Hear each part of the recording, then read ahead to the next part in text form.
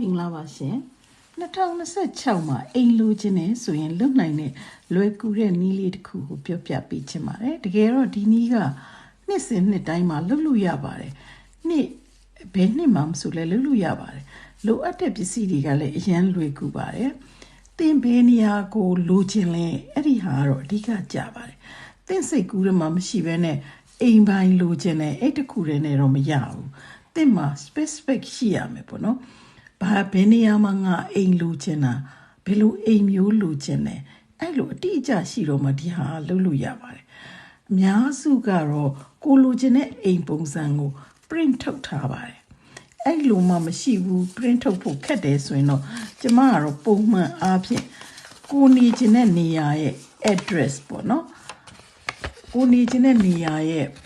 လိပ်စာပေါ့အဲ့လိပ်စာကိုရေးပါတယ်လိပ်စာဆိုတော့လည်းအတိအကျကြီးတော့မဟုတ်ဘူးပေါ့နော်။ဦးညောင်းထဲမှာကွန်ဒိုမီနီယံတစ်ခန်းလိုချင်တယ်။အိတ်ခန်း၃ခန်းပါရမယ်စသည်ဖြင့်ပေါ့နော်။အဲ့လိုမှမဟုတ်ရင်လည်း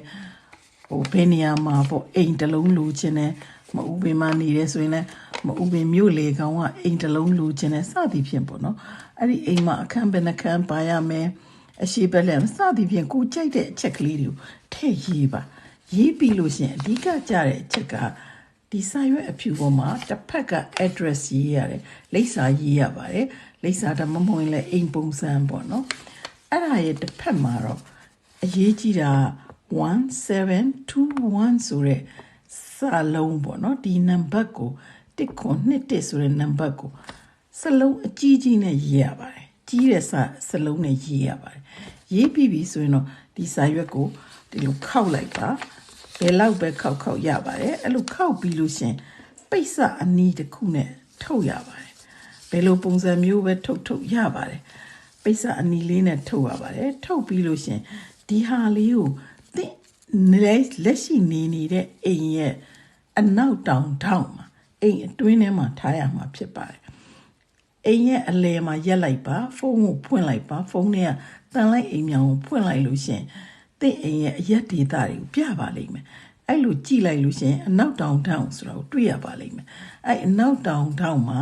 ရှိတဲ့ object တစ်ခုပေါ့နော်ဘာမှမရှိဘူးဆိုရင်လည်းအခုလိုမျိုးပေါ့တစ်ပင်လေးပေါ့ပန်းမင်လေးတစ်ပင်ရဲ့အောက်မှာဒီစက်ကူအနီလေးကိုဒီလိုလေးထားလိုက်ရုံပါပဲတကယ်လို့သင်လိုချင်တဲ့အိမ်က3လအတွင်းမရ6လအတွင်းမရပေါ့နော်ရသွားပြီဆိုတဲ့အခါကျရင်ဒီစာရွက်ကလေးနဲ့ပိတ်စအနီနဲ့ထုတ်ထားတဲ့ဟာတစ်ခုလုံးကိုယူပြီးတော့စီးနေတဲ့ရေမှာသွားမျောလိုက်ရပါတယ်